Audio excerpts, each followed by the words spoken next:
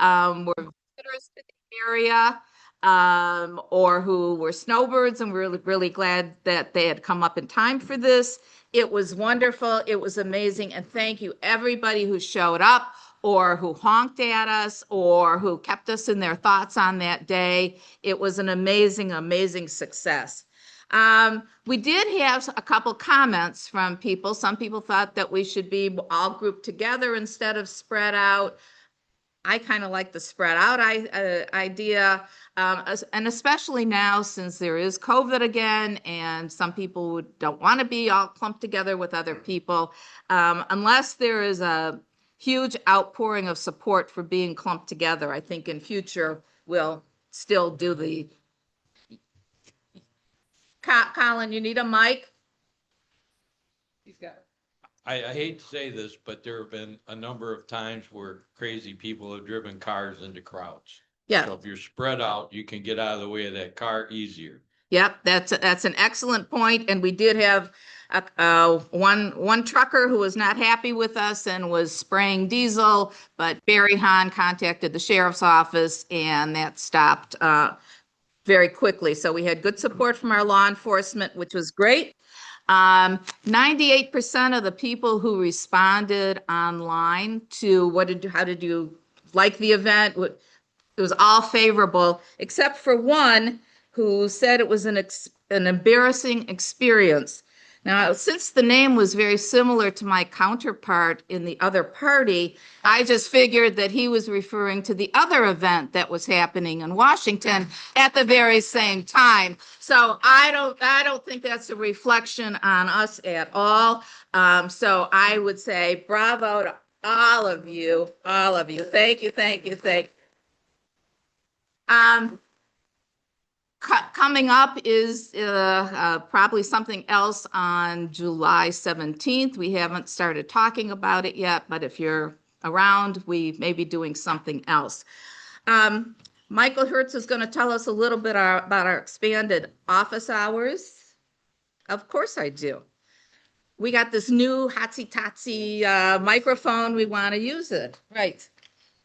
Hey, good morning, everybody, and welcome. I just wanted to let folks know that the office is now staffed 5 half-days a week. Afternoons are Monday, Tuesday, Wednesday, and Friday, and I'm here Thursday mornings.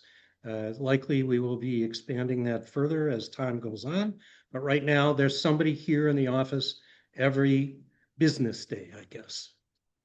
Great, thank you, Michael.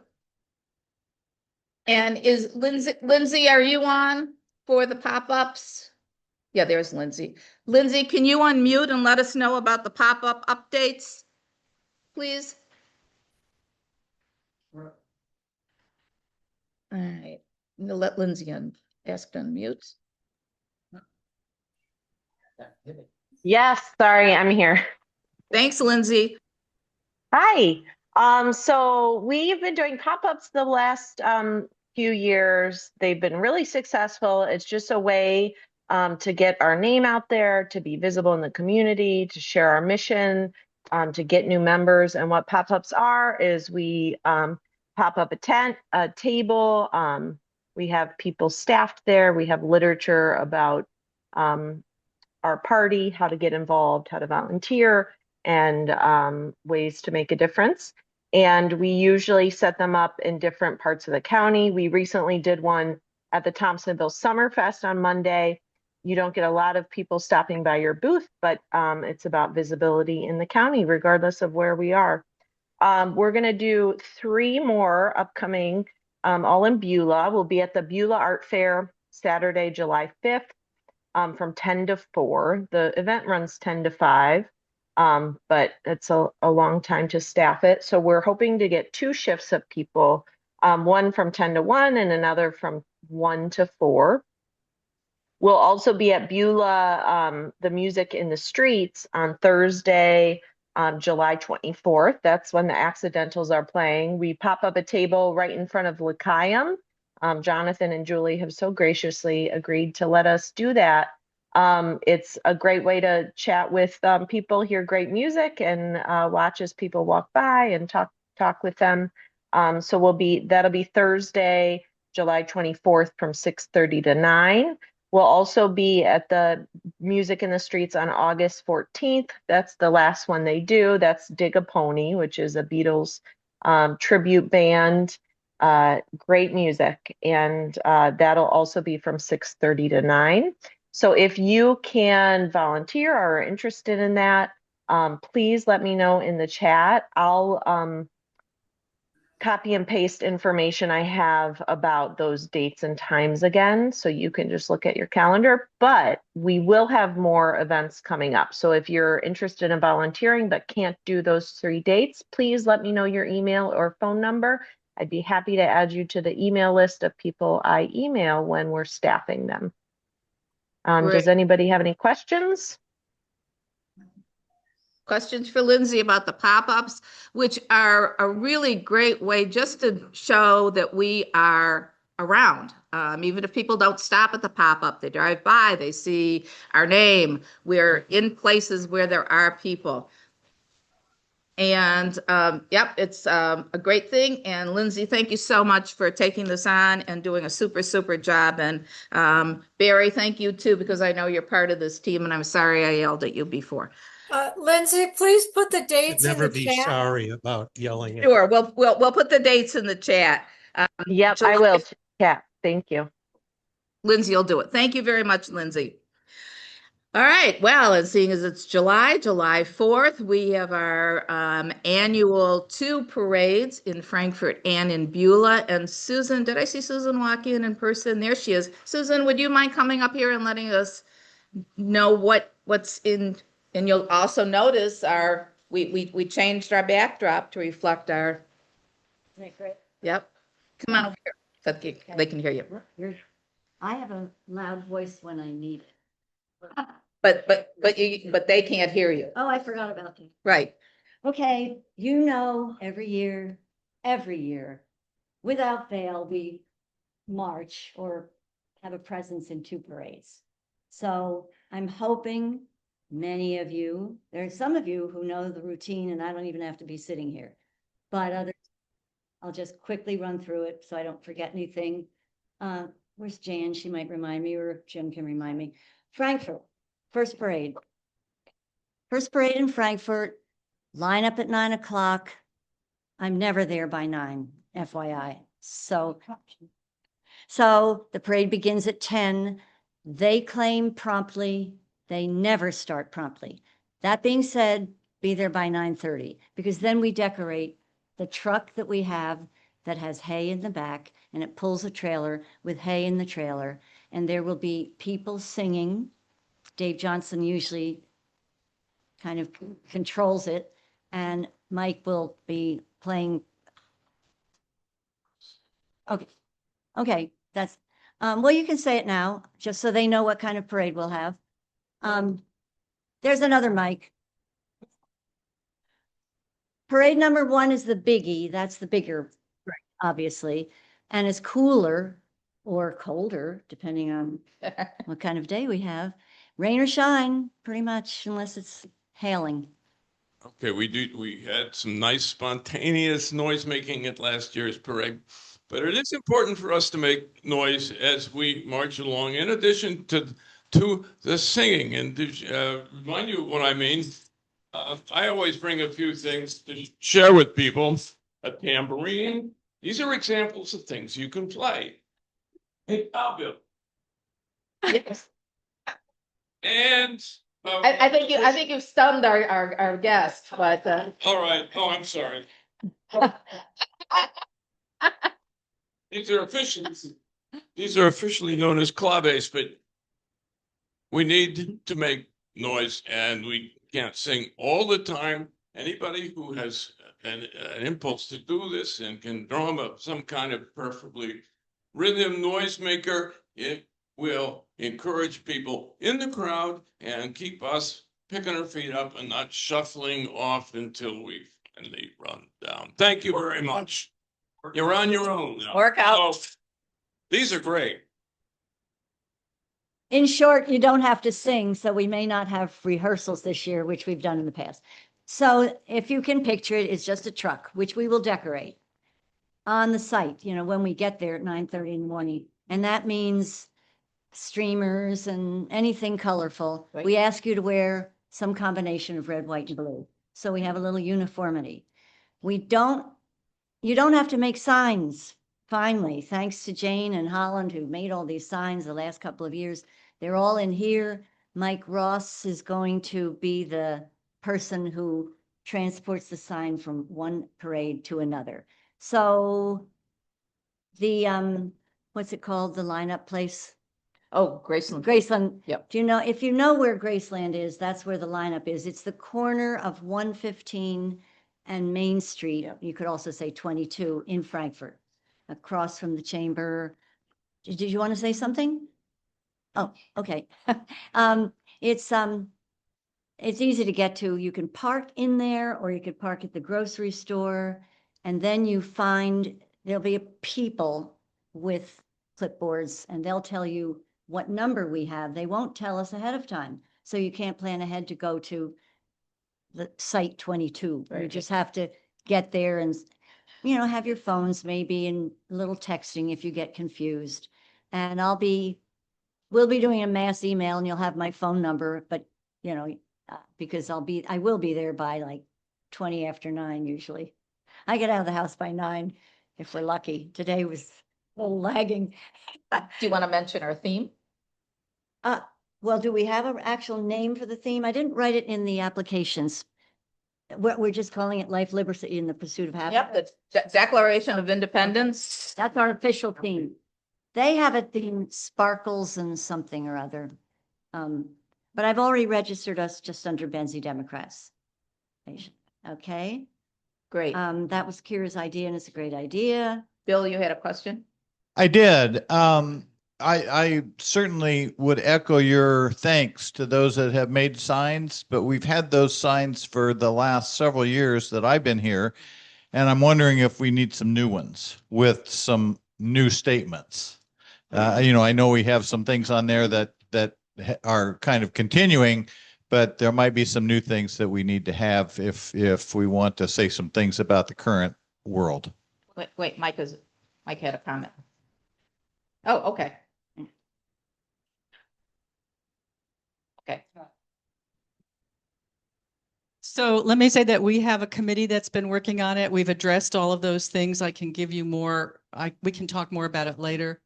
Okay. But our theme is the Declaration of Independence, and we don't have to be really happy. Yeah, we could wear black and just be like in mourning.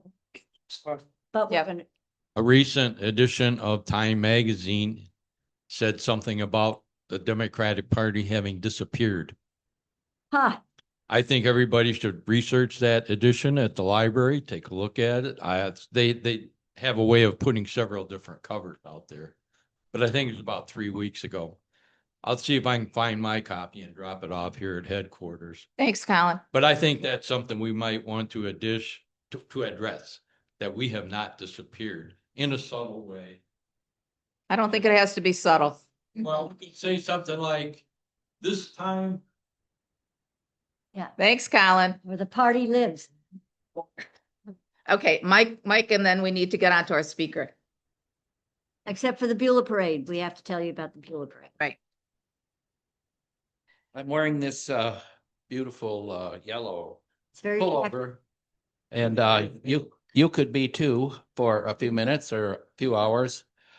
This is what we wear when we do the Adopt a Highway cleanup. And the next date to do this is on Sunday, July 13th. And if you're interested in participating, it's at 10 a.m. and it will be out at the gas station on 115 just past Crystal Mountain. And then we cover a couple miles down the road from there. Please text me is the best way to get a hold of me. And my phone number is 231-651-0604. And I'll give you more information if you're interested, and let me know you're interested. Thank you. Great. Thanks, Mike. That really shows our values in action. And then let me have Susan finish about the Beulah Parade. So we do the Frankfurt Parade, and then if you're so inclined, and I hope you will be, then you have time for lunch, and then you get to Beulah, where we line up behind the Governance Center. That's pretty easy, and there again are people with clipboards. And then any problems that have happened to the truck and the float, we fix those problems without duct tape on Steve Thompson's float, by the way, just in case he's watching. And no glue, of course. And so then we have to be there. The parade starts at 1:30. There, you can get there at 1 o'clock. There are, and I can post those or bring them, there are maps to show you how far you'd have to walk. If you don't want to walk, you can ride. Not to worry, we have enough space in the vehicles for you to ride. Jim will have his car also. So I don't want you to think, oh, I can't do it because I got old and I can't walk, right? Which we do have that problem in this party. So it's pretty easy this year. We're not requiring a lot of you, but I would like to know. You can either sign up here or tell me in a little while or respond to my email. Should I say it slowly or you can text me. Phone easier for everybody? I don't know. Here's my phone number. Why don't we put your phone and the email in the chat, Susan? Okay. So why don't you share that with us? Okay, 231-510-5861. And your email? Email, my last name, Koenig. Don't add any other letters. Dot, Koenig dot, E as in Edward, S as in Susan, L as in language, @gmail.com. Okay. So I'll respond to any of those and any questions you have. And it's fun, or we usually make it fun. Oh, and then, of course, last year, the pièce de résistance was that we had bubble machines. So we will have bubbles again. Woo! Thanks to Jan organizing all that. And Jan, right. And so the bubbles they go over. People really like that. What we will not have for the first time are handouts, candy and that sort of thing. So there'll be no throwing of candy or anything that may not endear us to the public, at least the juvenile public, but we just decided not to do it. Colin, we really need to move on because we've got people on time schedules.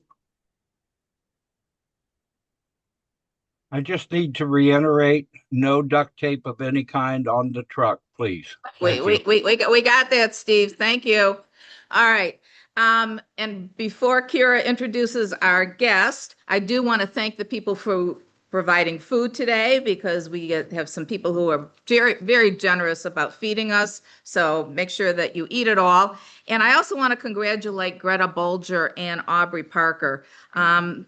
An article that Greta wrote won an award in the Michigan Press Association. It was about the Ukrainian families. So, let's give both Greta and, a really nice thank you. Okay, Kira. Hi, I'm just here to introduce our guest, one of our guests. So I won't take but a minute, but I don't know about the rest of you, but for most of my adult life, I really just thought that the Secretary of State was where you went to get your license renewed. I had no idea what the job really was all about. I also thought Secretary of State, oh, that's Hillary Clinton, right? But no, we have learned during these Trump years, and especially during the election of 2020, how important the Secretary of State is. And if not for Jocelyn Benson, we may be in a very different situation right now because with the outcome of that election.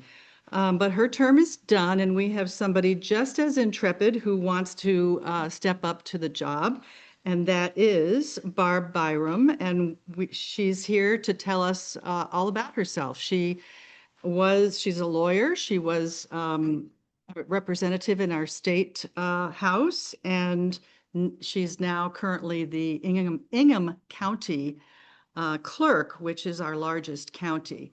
So here is Barb.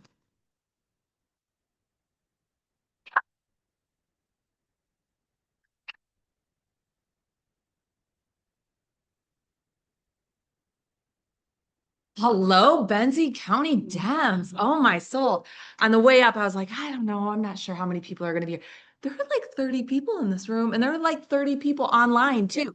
So you have like 60 people. That is amazing. I come from Ingham County, and we don't have that many people anymore. So, hi, my name's Barb Byrum. I am fortunate enough to be the Ingham County clerk, and when people think of Ingham County, they think of the city of Lansing. That is certainly part of Ingham County. I live much further south than Lansing, but I've been the county clerk for 12 years. Prior to that, I served 6 years in the Michigan legislature. In Michigan, we have term limits, had different term limits back then. So I was term limited out of the House. And prior to that, I owned a hardware store for 20 years, nearly 20 years. I owned a hardware store. I was raised in a small business, a hardware store, a different one than the one I owned. So I was raised in a small business, so I have that small family business work ethic. I was raised on a farm. My degree is from the Michigan State University. So go green.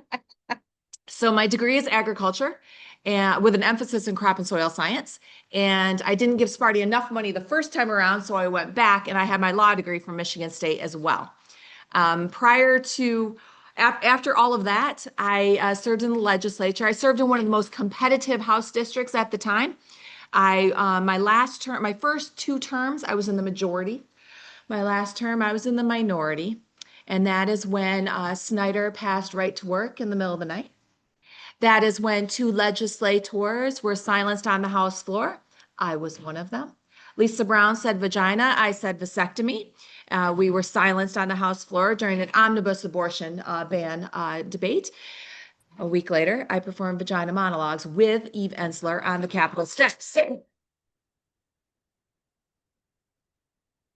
So I think earlier this morning, the quote was reminded, well-behaved women rarely make history. And I was taught from some very strong women in my family. My mom was a county commissioner, a state rep, a senator, then the Democratic leader in the House, which flipped the House to the majority, which I was fortunate enough to serve in.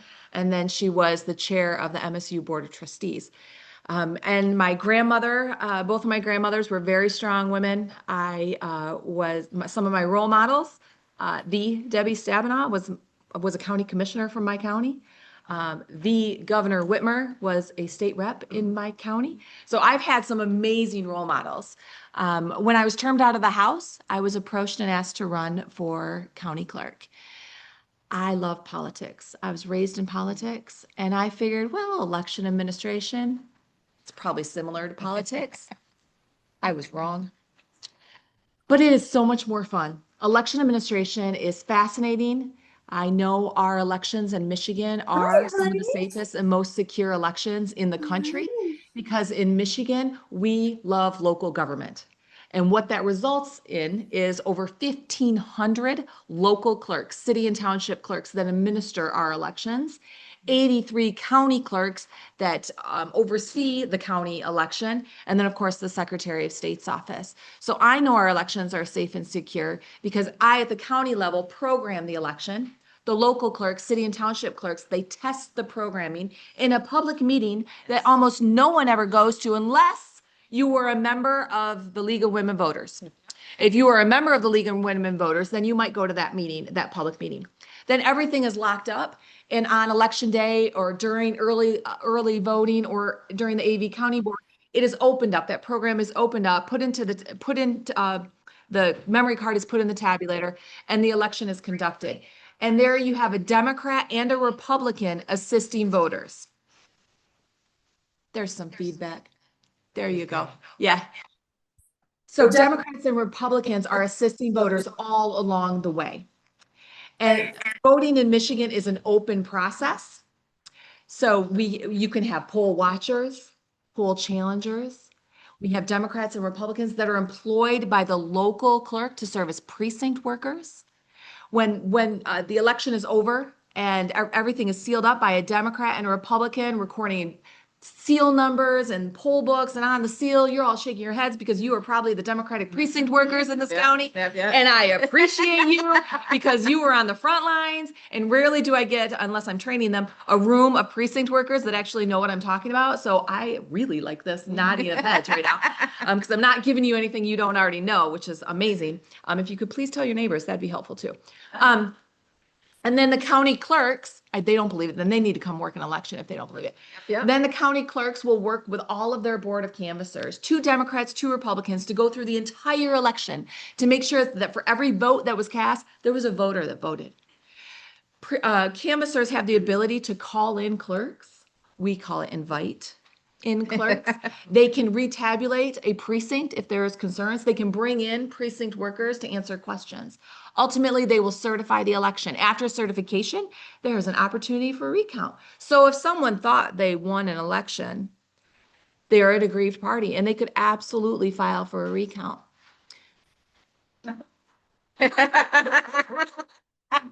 After the recount period, there is an opportunity for lawsuits. Then there is an audit. Under our Constitution now, we're required to do audits. Back when I was in the legislature, I voted in support of audits, but now it's in the Constitution for audits. And then there is time to program for the next election, right? So Michigan elections are very safe. Am I short on time? Do I know you're doing fine? Okay, good. Okay, because I want to keep talking. Michigan elections are some of the safest and most secure elections. And if you could please tell your neighbors, tell your family members, I would certainly appreciate it, because our democracy is under attack, has been, right? It has been. It continues to be. And we need to make sure that the next Secretary of State is ready, willing, and able to fight back and defend our elections and defend the integrity of our elections, because our democracy is under attack. And we need someone who will get up every single day and fight to maintain our democracy, because our democracy is worth fighting for. If it is okay with you, I would love to answer the question.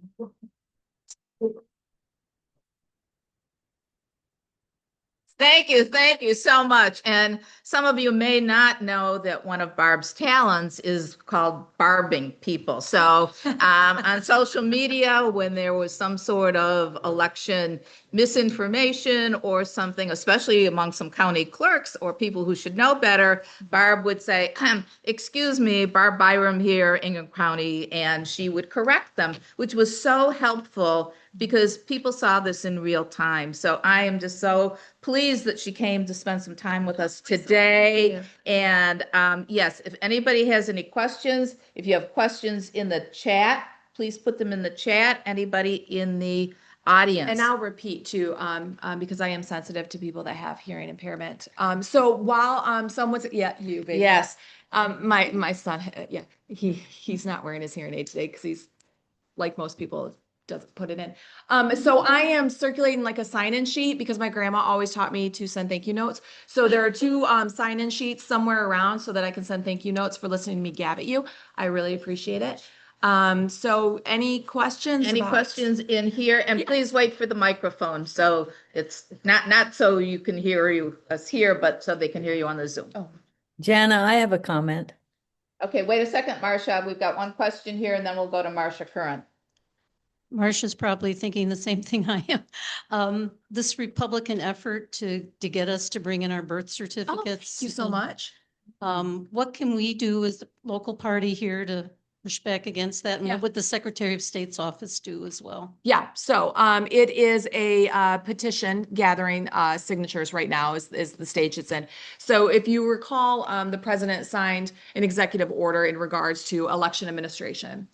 That didn't move too quick. So then there was the SAVE Act, which would require birth certificates to register to vote, right? Birth certificates or US passports, right?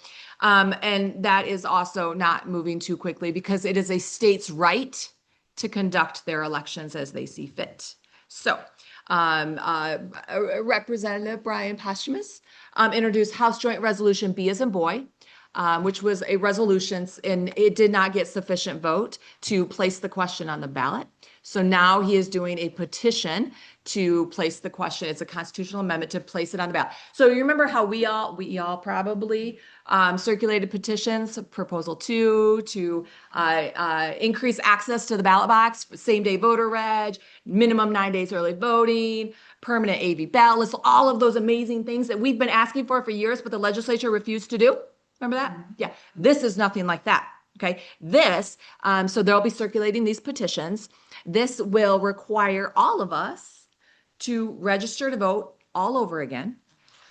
We will need a birth certificate. We will need a certified copy of our birth certificate. And for 84% of married women, our last name is not the same as what is found on our birth certificate. Also, if you have had a legal name change or anything like that, you would need those legal name change documents. For those 84% of married women, you will need a certified copy of your marriage license and maybe the judgment of divorce because he was a bum, and maybe a new marriage license because you found the marriage, the love of your life. Okay. You'll need all of those government documents. Local clerks voted, so the Michigan Association of Municipal Clerks voted in opposition of House Joint Resolution B, which is very similar to what's being circulated right now for petition signatures, because local clerks don't want this. Local clerks and county clerks, we know that this will not make our elections any more safe or secure. But what this will do is disenfranchise voters. What this will do is disenfranchise 84% of married women. What this will do is disenfranchise lower income voters. What this will do is disenfranchise rural voters, because where I live, my local clerk works 2.5 hours a week. Okay, 2.5 hours a week. I live in a very rural area. She does not have the resources or even the office hours available to accept all of that documentation. She doesn't have the computer system to scan in that documentation and keep it safe and secure. That documentation being my birth certificate. So local clerks don't want this. This will not make our election any more safe or secure. What can you do? You can decline to sign. Do not sign the petition. Don't sign it. Tell your family, your friends, and even the uncle that you don't like to talk politics with, decline to sign. Do not sign a false name. Do not be mean to the petition circulators. But if you're feeling a little feisty, you could ask some questions. Like, how would this impact me? I got married. I changed my name. I divorced that bum. I got married to another person. What kind of documentation will I need? You may have some questions when you're considering signing, but you're not going to sign it anyway. You may have questions, but just decline to sign. Please just don't sign it. Stay away. Yeah. So that's what you can do. What's that?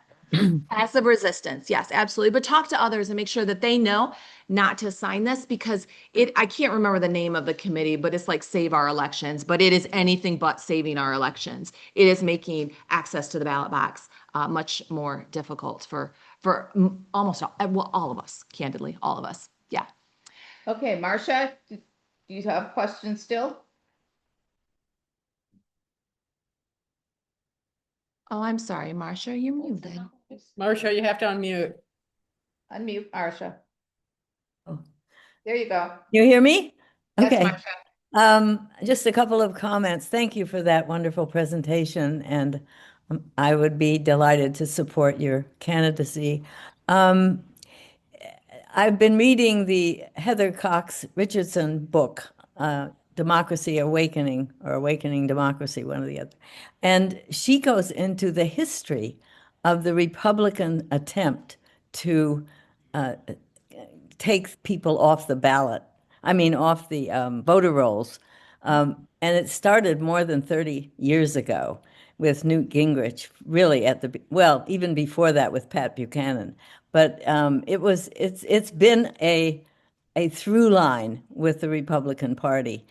And the other thing is that if people want to learn more about these petitions, Voters Not Politicians is working very hard to tell people not to sign. And they are educating people. They have a program that is, they're doing it by Zoom. And the first program I know of is next on the 25th of June at 7 in the evening. So I can share that with somebody if they want to know what it is. Okay, thank you. Thanks, Marcia. We've got a comment and a question in the chat. Reverend Steve also noted you were the official spokesperson for medical marijuana in 2008. No, sir, Steve, my friend, I will never put duct tape on your truck, but no, I was not. Okay. No, so that was my mother. So my mother was, I presume that was my mother. She is the Byrum of Byrum Fisk Communications. So she might have been the spokesperson for marijuana. But I'm not sure, but I bet she was. All right. And the question from Barry, would you agree that current voting procedures are open to attacks based on inefficiency? So one example, 2 or 3 voters showing up during some 8-hour days in which workers are paid. I personally like the changes that have made voting more accessible, but is anyone looking at improving the economic efficiency and giving our opposition party less to whine about? So Republicans will always whine. So I think what you are talking about is the early voting opportunities that we now have. Yes. And in Michigan, we now have a minimum of 9 days. Some clerks do more than 9 days. Lansing, looking at you, you're killing it. City, it's in my county. He's great. So in some jurisdictions, in many jurisdictions, candidly, people are not aware of that opportunity to vote early yet. This is new. This is a new thing. This is a new opportunity we have. And so the clerk's offices are not busy for that 9 days of early voting.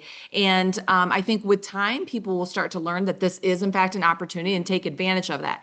In the interim, however, it is up to the local clerk. It is their purview, your city and township clerk. If they wish to work together and to operate more efficiently, they can have a vote center with a bunch of different jurisdictions. So like my jurisdiction, my tiny little jurisdiction, my local clerk will contract with 3 other local clerks, and they have an early vote site. And that is an option. That is not something the county clerk may require. It is something up to the local clerk. The local clerk can ask the county clerk to do a county-wide or a couple county-wide early vote sites, but the county clerk could also say, no, thank you. But it is up to the local clerk to make that decision. And what is unfortunate is, although it is saving money by me having my local clerk being able to contract with other local clerks in the area, I now, as a voter in that area, have to drive 20 miles in order to go vote. So it's not really convenient to me as convenient as election day would be, right? Which is still an option. But that there is an inefficiency there, but that is something that the voters demanded. Overwhelmingly, we supported early voting as an option. So it's important to note that when we increase services, sometimes that's going to cost more money. Yeah. Well, Thank you. Thank you. Yes. Any other questions in the room? All right. So my son told me that I need to wrap it up. Yeah. Okay. And he also wants me to talk about some of the trouble that I have caused. So I talked to you about Vagina Gate when I performed vagina monologues on the Capitol steps a week after being silenced on the House floor. I didn't talk to you about when many of our friends went to DC when Trump was elected the first time. I was at the state Capitol encouraging women to run for office in particular. And I spoke in front of the Capitol steps then. And what he really wants me to tell you about is when I was county clerk, I've been county clerk for 12 years now. When I was county clerk, marriage equality was making its way through the courts. And the federal district court ruled in favor of marriage equality on a Friday at 5:02 p.m. And I was outside of the courthouse and someone said, well, are you going to open up your office tomorrow morning to perform same-sex marriages? And I was a baby clerk.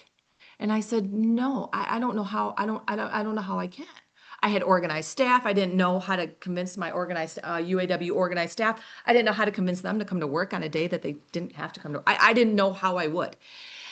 I have always surrounded myself with people who are not afraid to call me out on things to encourage me, to give me support and hold me accountable. And thankfully, they took turns that night, keeping me up. And as a result, I opened up my office that Saturday morning. I performed the first same-sex marriage in the state of Michigan. I issued about 56 marriage licenses that day, and one birth request and one concealed pistol license application. I was open. I'm not going to judge. I was open. So then there was a stay later in the day. And so marriage equality was done. During all of this time, Bill Schuette, I was going to say Schuette on duty, never mind. Bill Schuette was the Attorney General, and he was threatening me with letters and emails and stuff like that. And I don't do well with threats. I'm not a wallflower. So yeah, I know it's isn't it? So I had some choice words for him on social media as well. Some of you may know me from social media. I am reasonably active on Twitter. I'm not going to call it the other thing. On Twitter, educating election deniers and misinformation pushers. So my son passed around a sign-in sheet just so I can stay in contact with you, and because my grandmother would be very disappointed if I did not send thank you notes. But anyway, I can be of assistance. If you ever want to run for office, just drop me a line. I will give you all the forms and give you like a rundown of what needs to happen. But Bryce reminded me that I needed to mention I performed the first same-sex marriage in the state of Michigan that Saturday morning, and then when the Supreme Court ruled in favor of equality for the nation, I performed the first same-sex marriage in Michigan that time too. I get up early in the morning. Yeah. We've got one last question, and then we've got to let you go. So we've got our other speaker too. But Louise, I wanted to understand if you have done anything with ranked choice voting and how you're feeling about that coming up through the process. So I am not a fan of ranked choice voting. I invited them to come speak to the Michigan Association of County Clerks, and then they introduced their language before they spoke to us. So it's like, well, I see how people vote. Right. When doing recounts, I was one of the only counties that completed the 2016 Jill Stein recount. And voting is confusing to many. And we vote for one right now. And ranked choice voting will change the way we vote. And it will make the ballots horizontal. It'll make us have perhaps in our largest county a 4-page ballot, which is a nightmare to manage at the polling locations. It's also inefficient. It's extraordinarily costly. We're already experiencing paper shortages on ballots, but it is being circulated for petition signatures right now. And I know clerks, and clerks will make it work. So if the voters decide to have us do ranked choice voting, then clerks will make it work. But I do have financial concerns, numerous practical concerns when it comes to programming. I program in-house. A lot of county clerks contract their programming, but it would be it would allow for some jurisdictions to be ranked choice, and then for other jurisdictions to not be ranked choice. And that's a whole lot. It's going to cost a lot of money, and it is going to confuse voters. That is my personal thought on ranked choice. Michael, we just really don't have time, Michael. I'm sorry. I know what you're going to say, but I'm your husband. And Barb, this has been absolutely delightful. We hope that you come back again when you're in the area. You're always going to be welcome here. And thank you again. And thank you, Mom. And thank you, Bryce. Please bring Bryce back. Bryce is kind of good. All right. I'm going to stay after in case anybody has any questions for me, but I do see a dear friend of mine who is online on Zoom. And Julie's a friend of mine, and I saw that she's your keynote speaker. I'm just like warm up that. And I asked, and so you're gonna hear great things from Julie shortly, but I will stick around. So yeah, thank you so much. Thank you. Yeah. All right. Okay, I'll take care of it. All right, thank you so much. And this was really a treat. But you know, as you know, we do have another speaker as well. And Jim is here to introduce her and use the new microphone. Thank you, Jana. Attention, ships at sea. So anyway, our next guest is from the Immigration Law and Justice Center of Michigan. And could we have some quiet in the back room there, please? Thank you. This is a meeting. This year, the ILJ Michigan, formerly the Justice for Our Neighbors Michigan organization, celebrates 20 years of service to the state's immigrant community. Members of First United Methodist Church of Grand Rapids opened the First Center for free legal services to low-income immigrants back in 2004.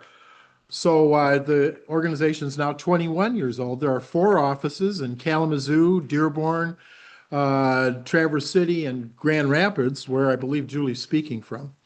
And it's part of a nationwide network of sites that grew out of the United Methodist Committee on Relief, which formed right after World War II to help refugees displaced by World War II.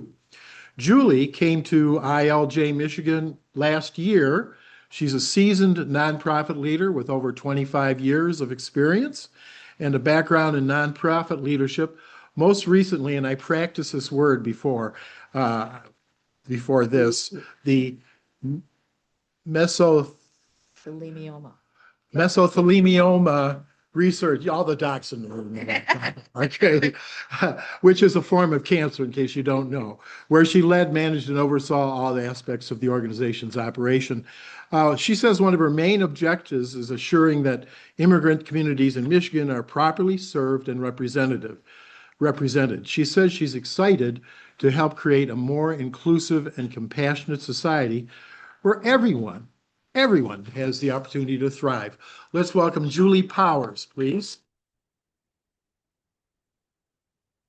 Thanks, friends. Thanks for having me today. Thank you so much, Jim, for organizing this. Go vote for Barb. We've known each other. Well, when you hit the 20-year rule in friendship, you just stop counting. So let's just say we've known each other for a really long time.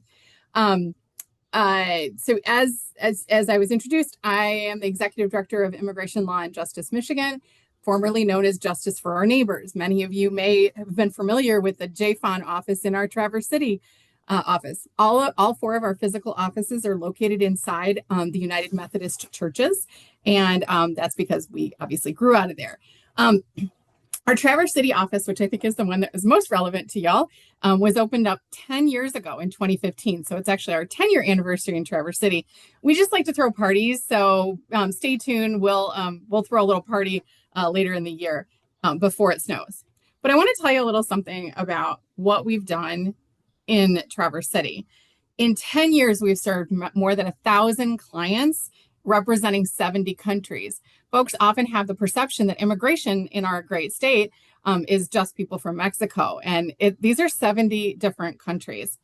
I know that one of the questions that I got ahead of time was regarding our Ukrainian war refugees. Many of you probably know Ukrainians and have met them because they've fully integrated into our communities. There's an estimated 750 to 1,000 Ukrainian war refugees in the greater Grand Traverse region. A lot of those folks are filling roles working in hospitality and in other, like in healthcare, in social work. And so these folks, I wanted to make sure that everyone who's here today understands specifically that our Ukrainian brothers and sisters, they are not eligible. The majority of them are not eligible for citizenship. They are in here on one of 2 different programs. One's called Unity for Ukraine, and then the other is temporary protected status for Ukrainians.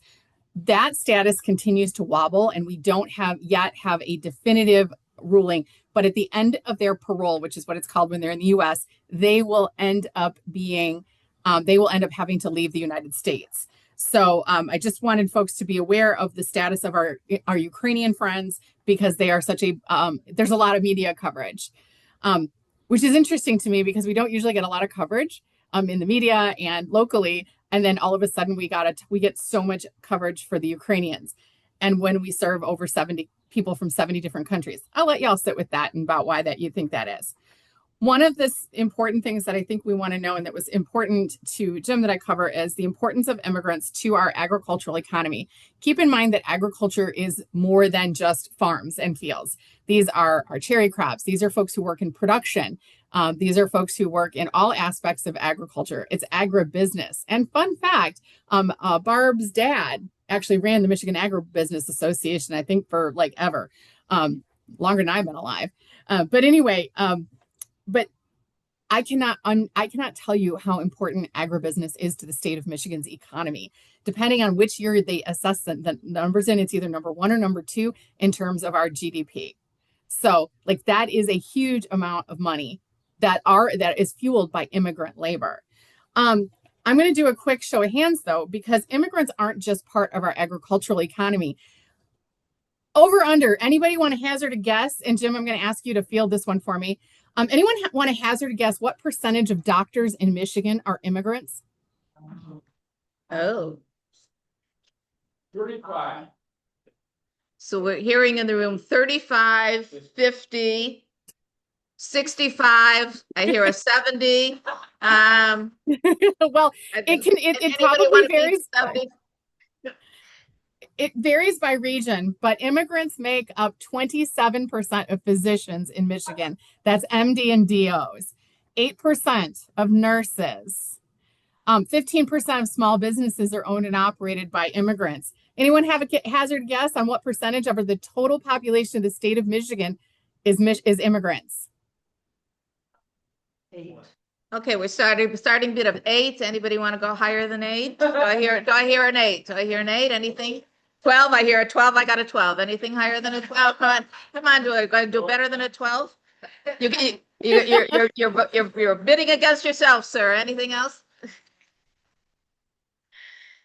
Okay, so the answer is that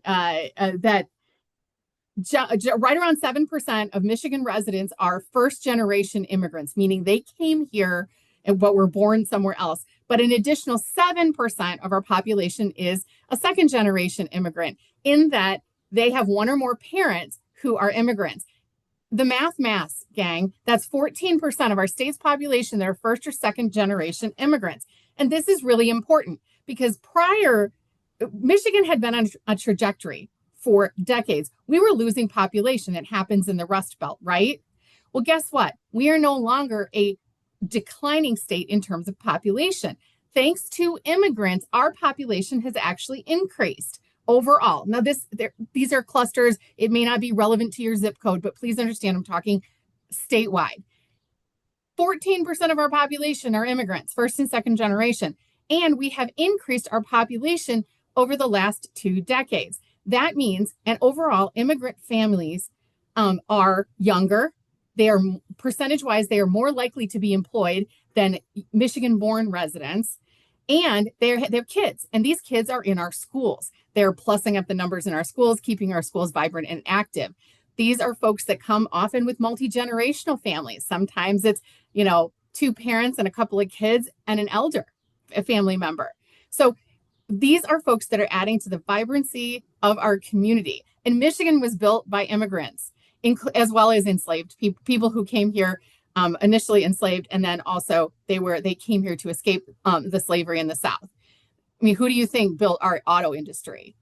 Who do you think powers our agricultural community? Who do you think are our doctors, our healthcare workers, our small business owners? And again, this may look a little different in your community, but immigration is everywhere, and it doesn't always look like what people think it is, because the media constantly and overwhelmingly portrays immigrants as being from a Spanish-speaking country, generally in South and Central America. And those are lies, and damn lies. Yes, Michigan has the #1 number of immigrants to the state of Michigan, but does anyone want to guess what's in the top 5 other than Mexico?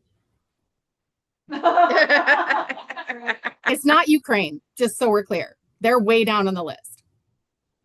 We have a Middle East in the room. I'm going to need a country, kids. How about the Philippines? Nope, that's a great guess, especially in northern Michigan, because there's a large Filipino community. It's China, Iraq, India, yeah, and Canada. our gentle Oh, the neighbors to the north. Canadians. Yes. Do we They see walk a great, among us. right? Do we see a great uproar over all of those illegal Canadians? No, we don't. I'll let you all sit with why that is. But we hear lots and lots of demonization of people who come from countries where Spanish is primarily spoken, or people who are from one of the 53 countries in Africa. Okay, Zoom wants to know if I'm speaking Persian. Okay, that's hilarious.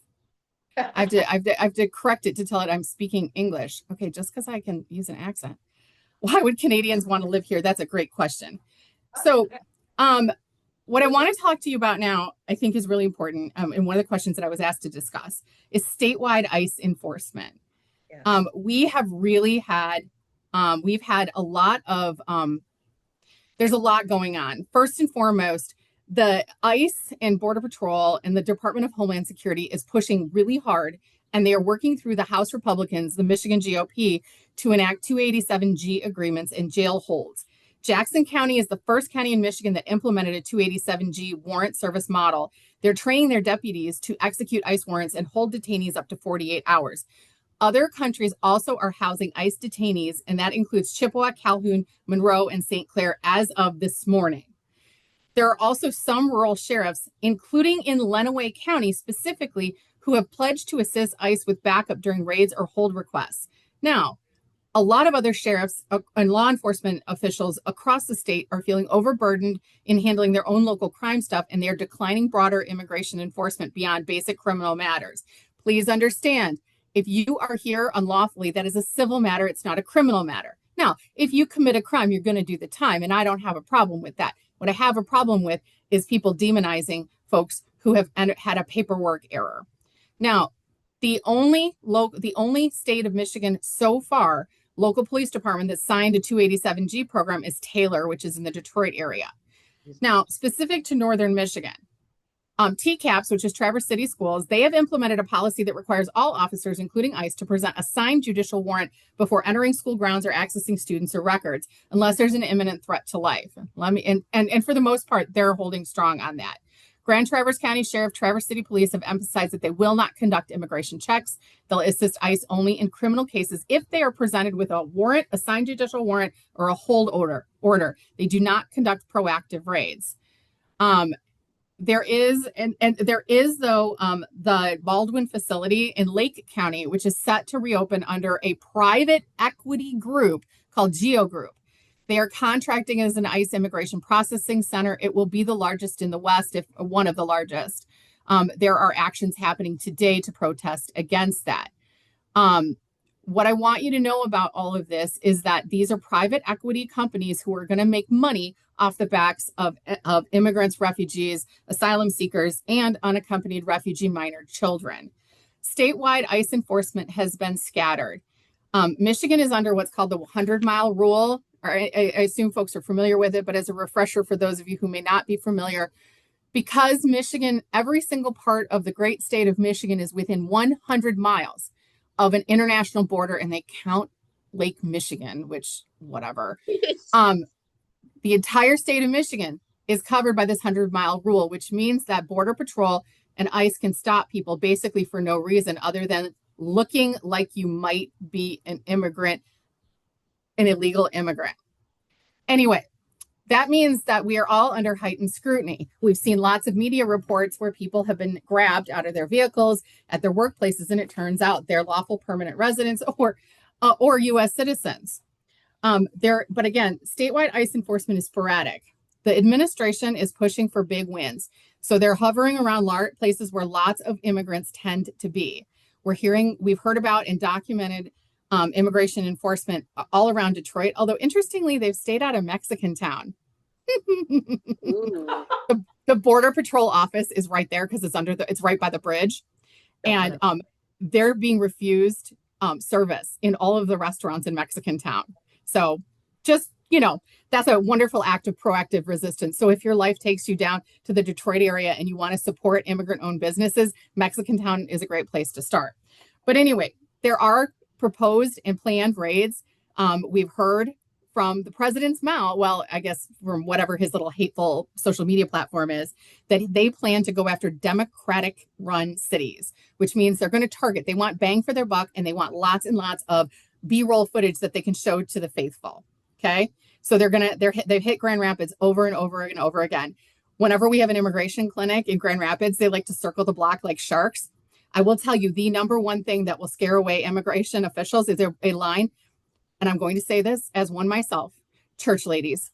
Nothing scares a group of 20-year-old Ramboed up boys, and they're all boys, and they're all like white men, is a bunch of women wearing teacher sweaters, sensible shoes, and lanyards, along with members of the clergy. They do not know how to handle religious liberals, and that's how we were founded as an organization. I'm the token Episcopalian. But I see Reverend Stephen Thompson on there giving me the thumbs up, but nothing scares them. So all the pastors at our churches, our home churches, are prepared. They don't normally wear collars and robes and stuff, but I tell you what, a choir robe works. You can also fold a paper plate up and turn it into a collar if you got it. Ask me how I know. Anyway, resistance is important. So when your local organizations that serve immigrant and refugee communities are having events, your physical presence there is a deterrent. And documentation is important. I don't even actually have, do I have any more? Is everybody in the audience familiar with some? Yeah, I have them. Hold on. Sorry, I got to pull. I have a lot of stuff in my office. Everybody familiar with red cards? Yes. Okay. If you don't have them, you can get them. Just simply Google red cards. You can order them for free online. You can also print them out at home. It says, and I'm going to read this because it's important. I do not wish to speak with you, answer your questions, or sign or hand in you any documents based on my Fifth Amendment rights under the United States Constitution. I do not give you permission to enter my home based on my Fourth Amendment rights under the United States Constitution unless you have a warrant to enter signed by a judge or a magistrate with my name on it that you slide under the door. I do not give you permission to search any of my belongings based on my Fourth Amendment rights. I choose to exercise my constitutional right. These are important. This is an administration, and these are individuals who are violating the Constitution with every breath they take. I also need to warn you that they are hiring people who are running around with their faces covered, with apparently masking school now. Nobody ever masked during the pandemic, but now everybody's masking. They wear sunglasses and have their faces obscured. These are private contractors. Again, Ramboed up white guys. They also like to roll around in rental vehicles, and they like to pile in the back of like U-Haul and Penske trucks when they go to do these raids. If anyone's protesting, a nonviolent thing that you can do is to make sure that you have a handful of inexpensive locks. Do with them as you will. Do not interact with the ICE officers other than documenting what they're doing and getting as much information as you can. But when they pile into their little rental clown car and they close the door, a suitable lock can be a helpful deterrent, and it can make their lives uncomfortable. Now, some of us who came up the hard way may know that you can also put that lock into some sort of sock and swing it. But I'm just saying that's an extreme measure, and I'm not advocating violence. I'm just saying locks are handy if you want to deal with those yahoos. One of the questions I was asked to answer today is, are there networks that warn people about ICE? Of course there are. We don't talk about it because sorry, I don't know you. Most of you guys, you all seem like lovely people, but I don't know who you are. All of the immigrant and refugee serving communities, the vetted and trusted folks that we've been working with for decades. Yeah, we have a signal chat. I'm on the Midwest Rapid Response Team. We have a national response team, and we're broken out by regions. So when stuff goes south, we have attorneys who are on fire and ready to roll.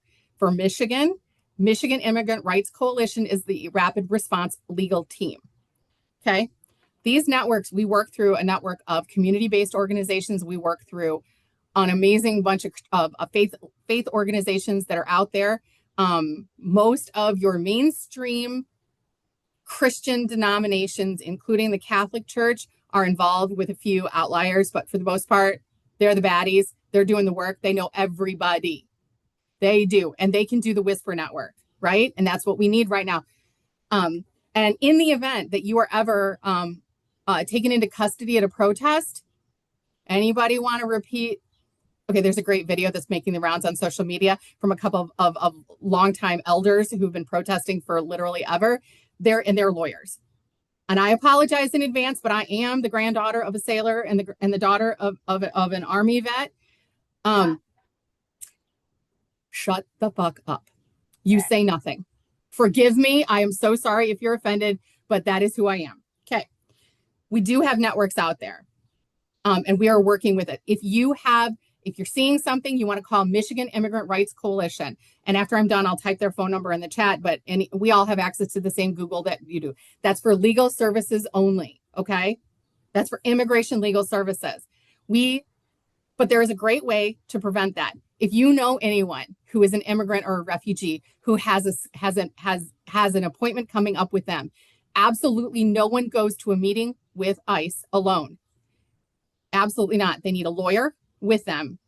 And if they don't have a lawyer, the next best thing is any member of clergy who can throw a collar on, preferably a robe, a stole. I don't know if you got a pointy hat and a crook. I don't care. Whatever you need to do. And you need as many white people to surround that person as possible because you're witnesses. What ICE is doing is they're pressuring immigration judges to cancel or do away with their to close out their case for asylum or status, and then they're going to arrest them immediately. They're doing this to anyone who's within the first 2 years of their time here, as well as anyone who's here and is an asylum seeker who's in the process of getting asylum. They're not supposed to be deported, but that apparently doesn't matter anymore when you're trying to make your numbers. So I think that answers both the network that warns people and migrant rights and how you can support this. So again, go to the protests, be visible, be present. If you get arrested, shut the heck up. And I mean it. When you go to protests, do you bring your cell phone? Yeah. No, you do not. I need every single one of you to figure out who's an attorney that you've got locally, and I need you to go find a Sharpie marker. And you write that Sharpie marker on your arm, right there. Write it on your arm. Make sure it's big enough so you can see it without your glasses. Okay? Because you're going to call that attorney if you get arrested. They'll release you. They don't want the media coverage of arresting a bunch of nice white people, because that is not what they want on the media. They want to see black and brown people in handcuffs. And look, I know that this sounds really aggressive. People will die if we don't do this. Yeah. The minute they're on a plane to El Salvador, they're dead. Only if we can get congressional intervention. And there are very few Congress members in the state of Michigan who are going to get on a plane and go fly to El Salvador to bring someone home. So anyway, but that's how you can support. You can go to the protests. If there are immigration clinics, you can volunteer to stand witness and watch and make coffee and hand out cookies and donuts. That's always great. You can also pay attention to things that are happening online. You can support immigration legal service organizations right now. You can also get engaged with a local if you're involved with a food pantry. A lot of people who are immigrants, even if they're here lawfully and their paperwork is in order, they're afraid to leave their house. I want to tell you a little bit of a story. We have a ton of clients who are in the naturalization process. So for most of you, that means they're lawful permanent residents, so they have a green card, which means they're working, they're contributing to the economy, which apparently is important to say when you're talking about black and brown people. These folks are working in our communities, and they've been here lawfully for anywhere between 5 and 25 or 30 years. They have a binder. Every one of them who's our client, and I think all the other legal service providers in Michigan do this as well. We all have binders. They're like 5 inches tall, and it includes every single piece of information about their lives in the United States. They're also scanned, and they have them on a flash drive. We invite them to walk around with those things. We have a couple of clients who work in a food processing facility. They're wearing them on chains like they're crossbody bags, because that includes, these are not originals, by the way, these are all copies, but they're carrying that with them at all times so that they can prove to those rent-a-cop 19-year-old Rambos who are doing this for kicks and giggles, who've been red-pilled by, I don't know who those idiots are who podcast, but those guys. So we have that because, and also if you carry it on a chain, you can also whack people upside the head, but that's just me. Anyway, I'm a little salty. So in addition to all of that, what can you all do? Again, monitoring social media. You can let people know. You can let me know if there's some stuff going down online. I'm connected to some other networks, but the one thing I need you guys to do, we are in the world of mis and disinformation, and these kinds of things travel rapid fire, and you have to vet them. Do not repeat things that you've heard gossip. Now, if you have a friend who's in law enforcement who calls you up and says, hey, ICE just rolled through here and they're going to raid the whatever, chicken processing plant. That's a little different. If they're a trusted source, usually if they're a civil rights attorney or, well, there aren't any immigration attorneys up where you are, except for Marcelo, who is our legal director. He is the cheese who stands alone in Northern Michigan. By the way, I didn't say this at the beginning, but Immigration Law and Justice Michigan's Traverse City office, Marcelo, Betty, our legal director, as well as Carolina, who is his legal assistant, they are the only immigration legal services providers north of Grand Rapids that do it pro bono, low bono. They're it. We are the last bastion for everyone north of Grand Rapids. Otherwise, it's fee for service, and most immigrants, refugees, and asylum seekers can't afford the work. So that office is under siege. So if you happen to know anybody who's an immigration attorney who's retired or partially retired and wants to do some pro bono work, we have a job for you. This means you need to go out there and talk to your people.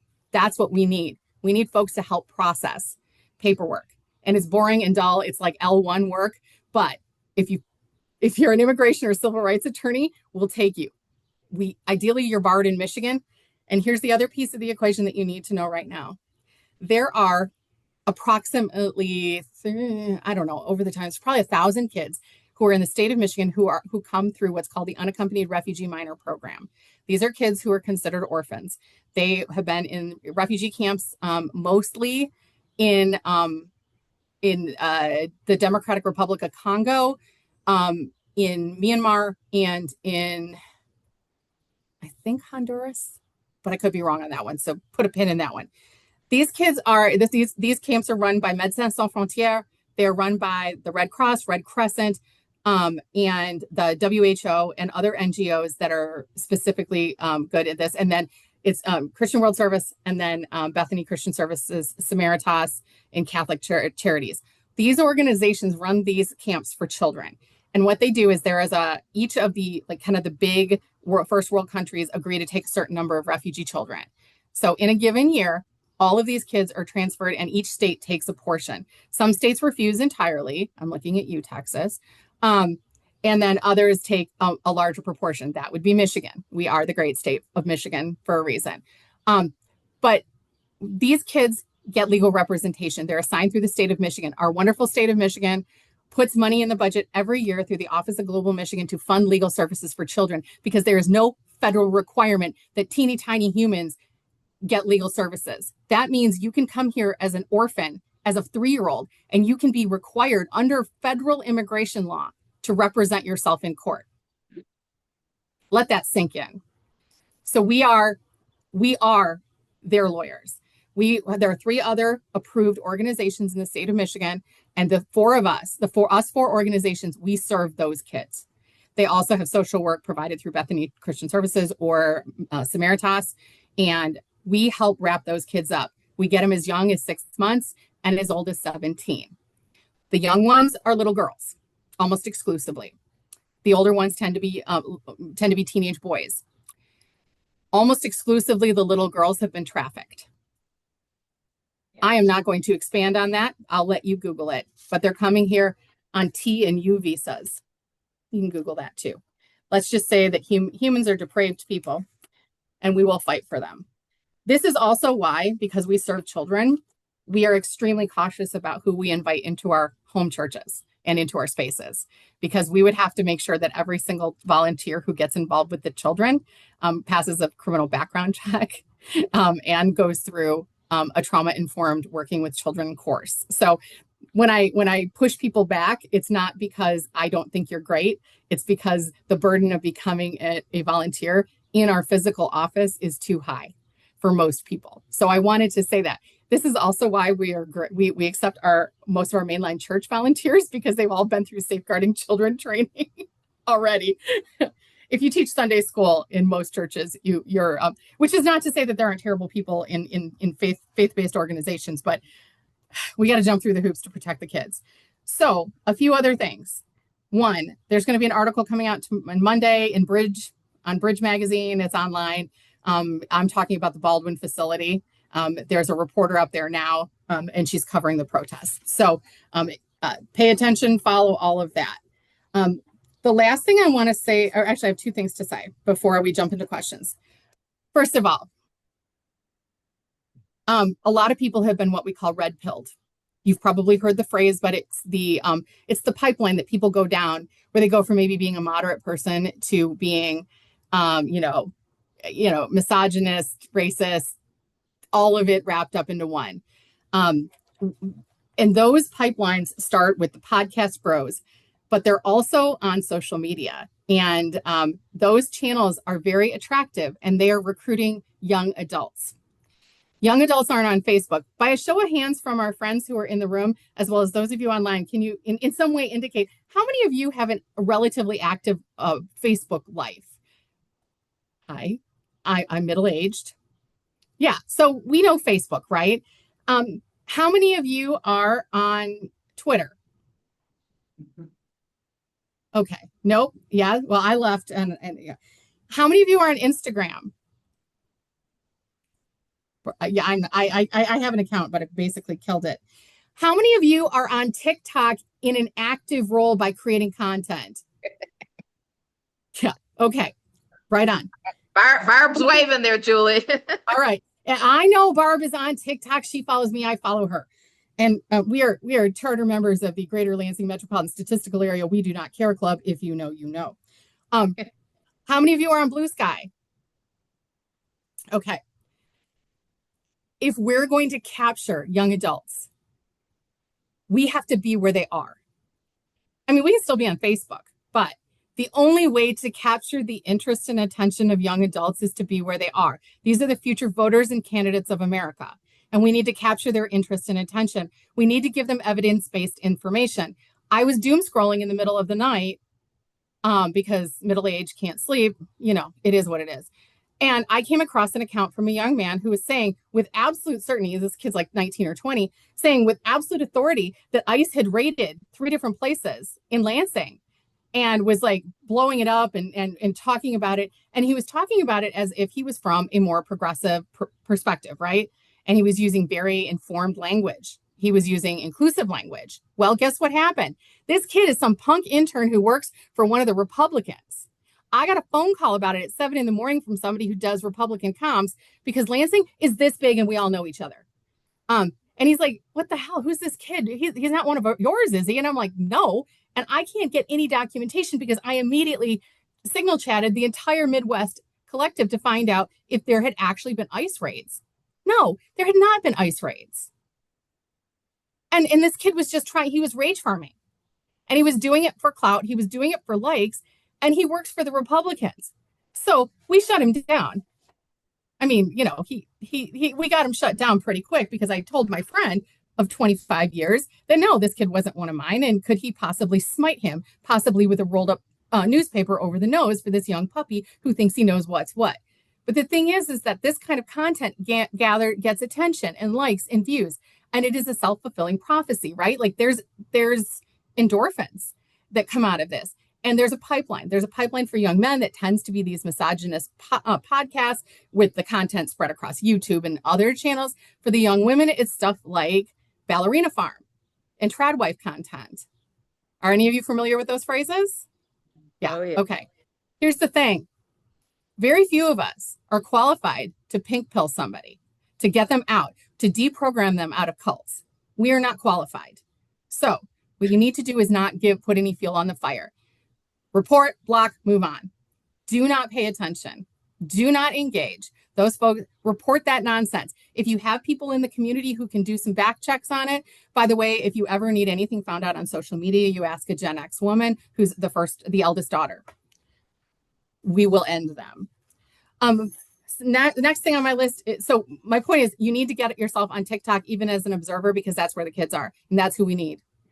And then if you're on Blue Sky, that's great. Heather Cox Richardson is a great source. Jessica Coven is another one that you should be following. But here's the thing, and I'm going to say this to a room of humans who look overwhelmingly Caucasian to my eyes on this screen. Black women aren't going to save us. We didn't listen to them and we wouldn't vote for in the last presidential election. They're not going to save us. We got to save ourselves. And I want to give a shout out to all of the elders who showed up for the rally, all the rallies, because those rallies were overwhelmingly gray hair. And I you know, when somebody's holding up a sign that says I'm 90 years old and I thought I already protested all this shit, but here I am. And I'm like, my sister, respect. But friends, we got to get the kids. We got to find a way. If you have grands, if you have, you know, nibblings, god kids, neighbor kids, you've got to loop them in and you've got to do it on their own terms and time. And don't try to be cool because we will never be cool to them. But be authentic and be real. And finally, I would not be me if I didn't say this. This is a marathon, not a sprint. We're going to burn ourselves out if we get too like, so you got to have fun in the process, but I'm going to end my talk and open it up for questions with what I say on every single social media post that I make, which is get outside as you are able. Don't forget to drink some water. Make your 5 calls today to save democracy, the 5 Calls app, and have a good day. And now I'm open for questions. And that is excellent advice, Julie. Thank you so much. We do have a couple questions in the chat already, and then I see that we're lining up in the room. So do we know if the Benzie County Sheriff has agreed to play along with ICE? Is that known, Julie? It is not known, but we would not be surprised if there was cooperation and consultation. Is there anything we can do to influence him? Absolutely. You need to make your 5 calls every single day, Saturday and Sunday included, to save democracy. That means that you can, in addition to that, you can take, if you're using the 5 Calls app or the 5 Calls website, easy peasy lemon squeezy. If you're old school and you prefer to, you know, just make a phone call, but they've got scripts for you so you can make those phone calls. But you need to call your local elected officials as well. Even if they're on a member of a different political party, even if you think they're reprehensible, every single day since election day, I call Tom Barrett's office, even though I do not prefer him. And I read a Bible verse about immigration. I usually try to find a Bible verse that ties to something terrible that he's done. ChatGPT is my friend on that because I don't care to put a lot of energy into speaking to him. But his district director and I talk at least once a month. But I call every single day. And that means you call your county commissioners. That means you call your city council elected officials. Heck, call people on the school board or send them a note, especially if they're making brave decisions in school board meetings. The thing is that you don't just call to criticize. And Barb can affirm this as a former state rep and now county clerk. Most people just call to tell them that they're doing a crap job. And I relish telling Tom Barrett that he's doing a crap job. But I usually text Emily Devendorf, who's my state rep, at least twice a week to say, I love you. You're doing a great job. Don't forget to drink some water. I mean, look, we can compliment people when they take a brave stance. We can tell people, hey, I really appreciate what you said, that not all immigrants are bad people. Let me help you understand that a little bit more, and that immigration is a civil matter, not a criminal matter. You can take those those moments and turn, because all we have to do is try to turn the tide from evil. Even a neutral is better than this nonsense. Excellent advice. And you mentioned that there is a protest going on today in Baldwin, but somebody had asked if they understood that they have their first detainees there. Is that accurate? It is. It is opened. I believe they call it a soft open, which is disgusting. The facility is intended to hold about 1,800 people, but what ICE is doing is most of the people that they're detaining, like in Southeast Michigan, they're immediately shipping them out of state into Ohio. And then what they're going to do is they're going to use the Baldwin facility for detainees from Ohio and Indiana. I think that they're really struggling in Illinois because Fitzger is, or however you say his name, that guy's a baddie. But he's basically weaponizing their law enforcement against ICE in Illinois. But yeah, we'll expect to see most of the people in Baldwin are not from the state of Michigan. And it's an effort to keep them away from their family and from immigration legal services. And we got a question here in the room. Bill, go ahead. Hi, Julie. Hi. I used to be the Grand Rapids District Superintendent. My office was right down the hall from you. And I miss checking into the office back in the day. Just wanted to say my wife and I have 3 sons that have been with us for 10 years who came as unaccompanied minors out of a refugee camp in Sierra Leone and have been a part of our family and a gift to us. And I just want to say thanks for all you do. Appreciate it. Okay, now I'm going to cry. Bless you and your family. I appreciate it. Yeah. We've got another question here in the back. Yeah, Julie, first and foremost, as Bill said, thank you for what you do. You're a wealth of information and energy. Two quick questions. We can applaud if we want, but that's two quick questions. How many undocumented immigrants are there in Michigan? And the second question is, I didn't quite understand why we shouldn't take iPhones or phones to protest. I didn't quite get that. Great. Okay. So there are rough estimates in Michigan that, okay, so I always go to the Migration Policy Institute, and then I usually back that up with Pew Research Center. So the estimate right now is it depends, but they're estimating somewhere around 100,000 people in Michigan are out of status. And I know undocumented is the phrase that we all use, but they're really just out of status. And this can mean, and I actually admitted this to in a governmental oversight hearing, which is that I had an exchange student living with me, and I only discovered later that on the morning that he flew out from Lansing Airport back to Spain, that his visa actually ended at midnight. So I unwittingly harbored an undocumented immigrant for 8 hours. And I admitted it because this happened a decade ago. But it wasn't like, I didn't know. I was just the host mom. But anyway, a lot of the people that are included in that number of approximately 100,000 are folks who are like that. Maybe they are on an educational visa. Maybe they're a student at one of our major universities and they've overstayed a visa and they can't get a flight back to their home country. Or they're in limbo because all of their student visas were yanked and they didn't know about it, because that happened at Wayne State, U of M, Michigan State, Central, and I think Northern and Tech. Although absolutely hilarious, the Upers said, "Oh yeah, we don't check those systems." What? I mean, they played dumb. It was my favorite. But there are a lot of people in that group who are here unwittingly, and there's a ton of other people who've been here for generations and generations, who are just never got documented because they came here, as children. So yeah, about 100,000. We don't know how many people have been deported out of the state of Michigan, out of that 100,000.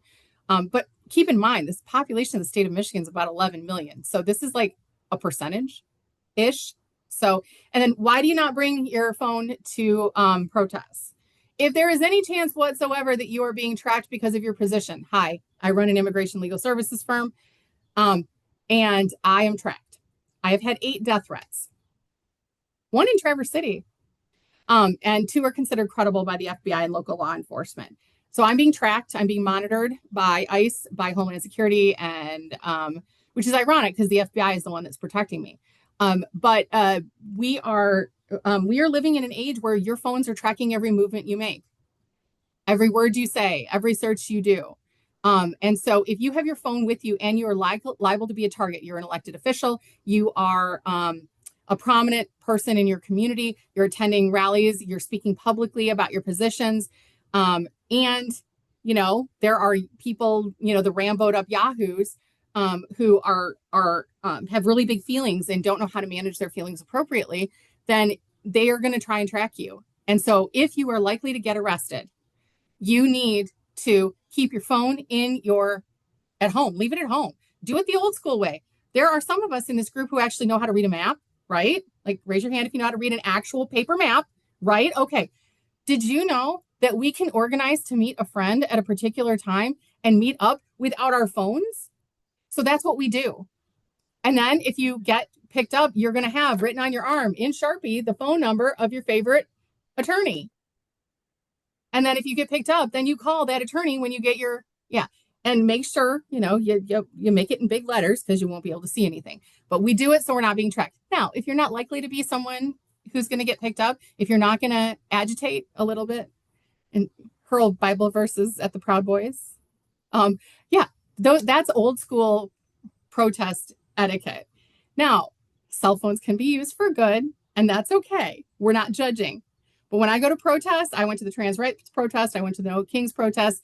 I protested when I was living in the DC area. I was at the Black Lives Matter Square almost every day, standing the line between the Black Lives Matter folks and the Proud Boys. Because, by the way, that's how white people can show up, is we stand in between. Because these law enforcement kids are a lot less likely to hit elders. I also used to take my dog. Maggie really hated men in uniform. But anyway, that's why we don't take our phones. But if you are only standing witness and staying in the outer room of it and just documenting, you can take pictures, you can take video. That's great. And in fact, if you coordinate with a small group of friends, even better. Send a couple in who are willing to, go to jail if needed, and the others of you are on the outskirts and ready to, go get them out. I don't know if we're going to go to jail, but you guys, this is what it's going to take. We have to. I think we have time for two more questions. We've got one in the. Wait, Colin, wait, please. This woman has been waiting, and we have a question on the chat. We could be here all day, but Julie's got a time constraint, and I think a lot of us, others of us do. So the question back there, I'm sorry. Hi, my name is Carolina Taora. I am a community health worker around here. I work for the local health department. I'm also part of the Migrant Resource Council and the Northern Michigan Newcomer Welcoming Committee.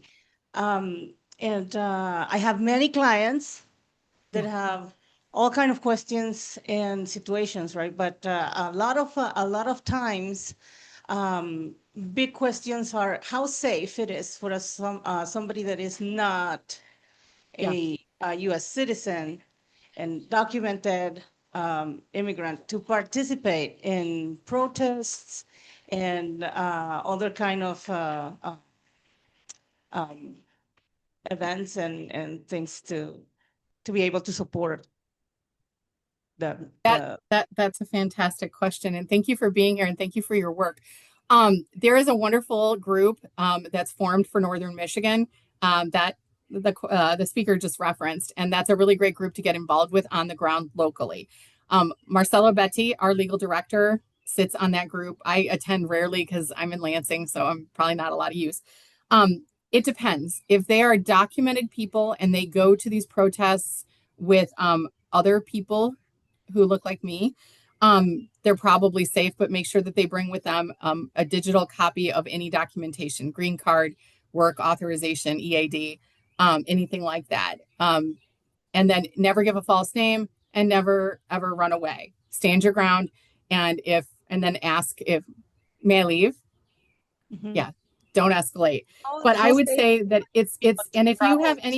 and if you have any of your clients who are in situations and need an advice and counsel, I want to encourage you to have them call our office at our main number. And I'm going to put that in the chat, and maybe somebody could share that around the room, but you can also find it like on our website as well. And our central intake line is the person who answers those phone calls speaks Spanish as her first language, and her name is Carmen. So great. Thank you. So just really quick. So would you consider safe for these people to travel in, like, within the country or outside? I wouldn't leave the country right now unless they are a naturalized citizen. All right. And even then. And how quick a name appears in the search website for when somebody has been detained? Because I had a client that was detained and we could not locate them. Like we could not find him anywhere. And we looked and looked. They're delaying it, and that's why they're moving them out of state. In order to they're moving them out of state in order to to hide them, so that they can't get legal representation. Hang on just a second. I'm scrolling back to see if I can find his phone number. There's an attorney who monitors that. Oh, never mind. Sorry, I can't go back and find it, but there's an attorney in the group. I will see if I can't find. Yeah, we disappear all messages, but his smart. Yes. Yeah, I'll put it in the chat. And then maybe somebody could share that with her. Okay. And then the final question is there any effort to support those held in the Baldwin facilities, contest its location, protest the holding of these people, providing any services? Is there anything we could do as a group locally here? Because Baldwin's what, about an hour away from here? So it is kind of in our area. We've had luck in the Detroit area, at the Detroit detention facility. We've had a lot of luck with faith-based organizations and faith-based leaders getting access to the facility. Usually it needs to go, usually the Catholic Church. We can usually get a Catholic priest in there, and then they can gather as much information and then relay it out. Baldwin is going to be a different animal because it's owned by a private equity firm called Geo Group. And they have a massive federal contract and absolutely no leverage that we can find to use against them. So the protests, yeah, that is helpful to protest out front to continue to raise awareness.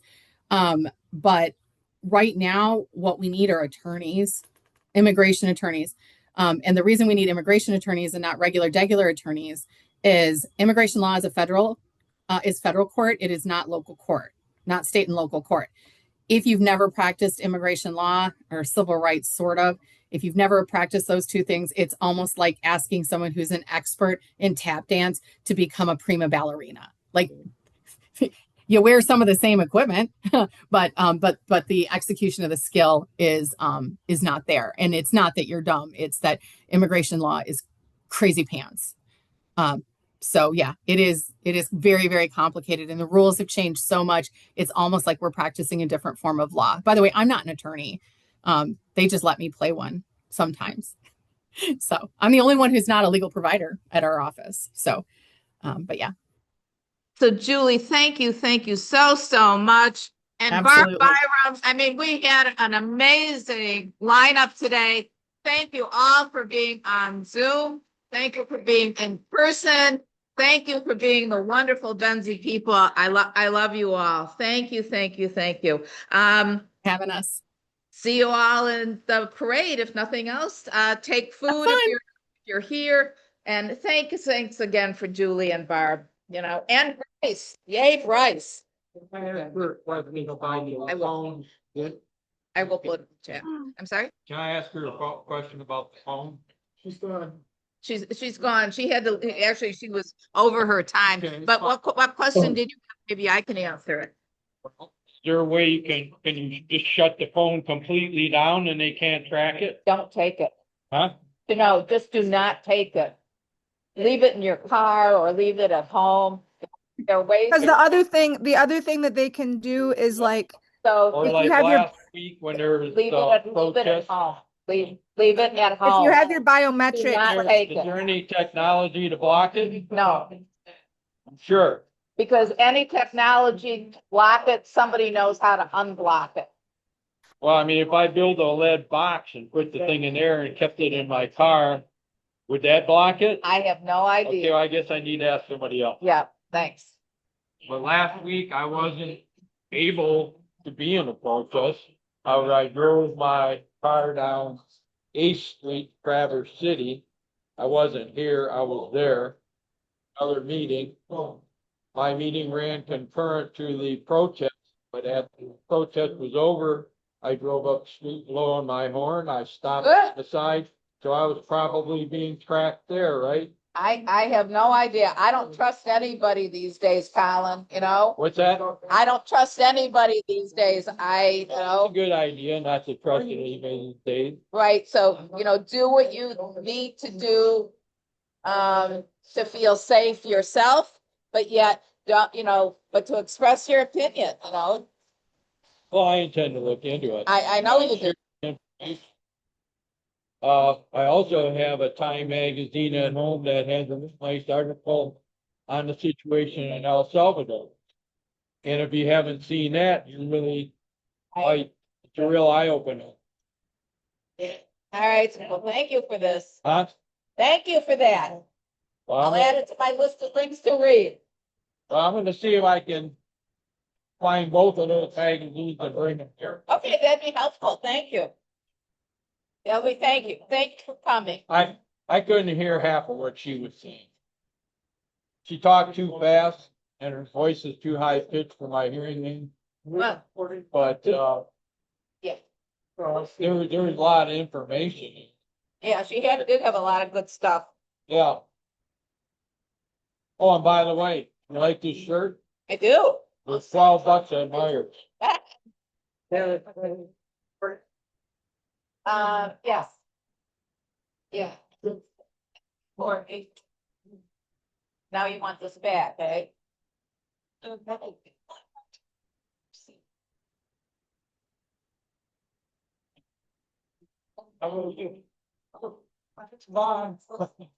Bye. Bye.